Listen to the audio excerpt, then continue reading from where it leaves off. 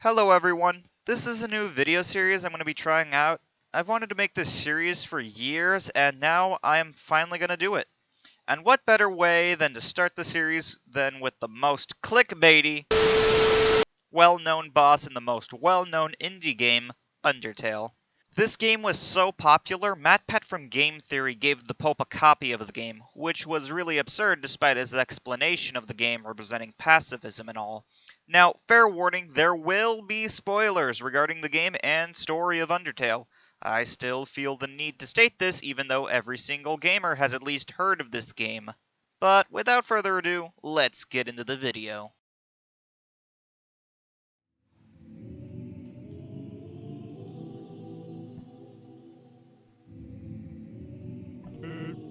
Sans. Undertale. Genocide Run.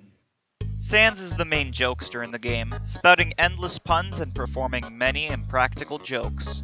When the player first meets him, he starts off with a whoopee cushion in his hands. That's apparently his idea of a good first impression. However, his whimsy ends if the player decides to commit genocide on the monster race, especially after killing his brother Papyrus. After Papyrus dies, attempting to steer you away from this dark path, Sans disappears and is absent from the rest of the game. Only until after you have killed all the monsters you could find, you finally encounter Sans in the last corridor. He is the last enemy that stands in your way before you can finish the game, and he puts up quite a fight to make sure that you can never leave the underground. Now, what exactly makes him so difficult to be fitting as the final boss in the Genocide Run? Sans is one of the few difficult bosses you find in Undertale, such as Undyne the Undying and Omega Flowey. Although almost everyone considers Sans as the most difficult boss, even though he only has one attack and one defense. The reason he is the most difficult boss is because of his Karma ability, ignoring post-hit invulnerability, incredibly fast attacks that must be memorized to dodge them, and the fact that he can even attack you on your own turn. First of all, his Karma ability represents your actual karma. For killing so many innocent monsters, you will suffer. Karma gives a poison-like effect to your HP, and every frame you are hit with an attack, you take different amounts of karma, which continues to drain your health. Along with that, the more karma damage you take, the faster it drains your own HP. Secondly, all of Sans' attacks completely ignore post-hit invulnerability, so unlike every other enemy in the game, you don't become invincible for a few seconds after every hit. This means you have to make sure you not only dodge, but also stay out of his attacks, or else you will have your health points drained in a matter of moments. Even with having 92 health points, it's stressful knowing that he can bring it down to 0 in one turn. Thirdly, and most simply, his attacks are ridiculously fast. Sans even gets his turn first and begins the battle utilizing his strongest attack against the player, easily killing you before your turn even begins.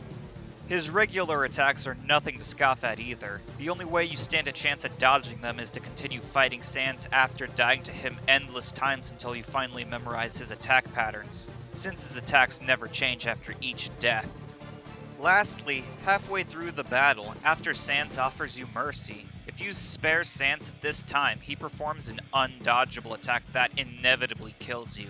So if you want to continue, you have to choose the fight option. After refusing his mercy, Sans begins to attack you while you are taking your turn. Bones begin to hover over your options in the battle menu, and you have to make sure to keep moving before you get hit by the bones, or else you will be taking damage before Sans starts his attack, putting you at a disadvantage.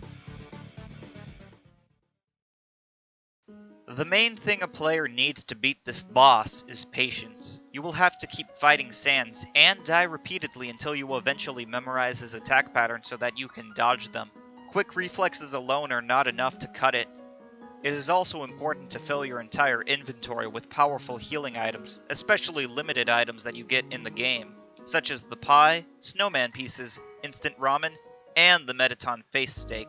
And for whatever space you have left, you can fill up with legendary heroes from the shop before facing Mettaton Neo. It would be wise to put these limited items in the box until you face Sans, since you shouldn't use these items until then. Without these powerful healing items, you are guaranteed to have a bad time.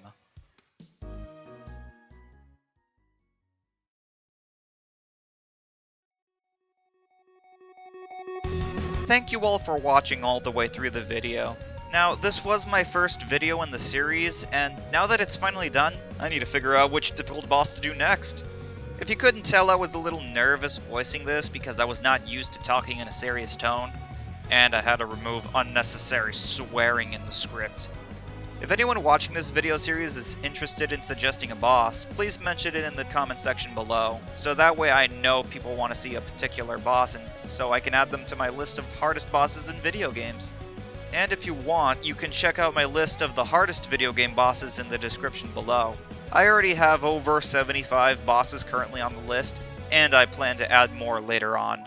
If you see a boss you like, you can suggest them in the latest video in the series, and maybe I can make another analysis video regarding them. But that's all for now, and I'll see you guys soon. Peace.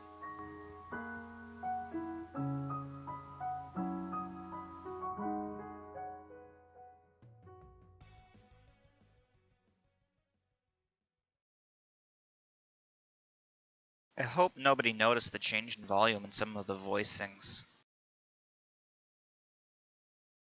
I'm sure it'll be fine.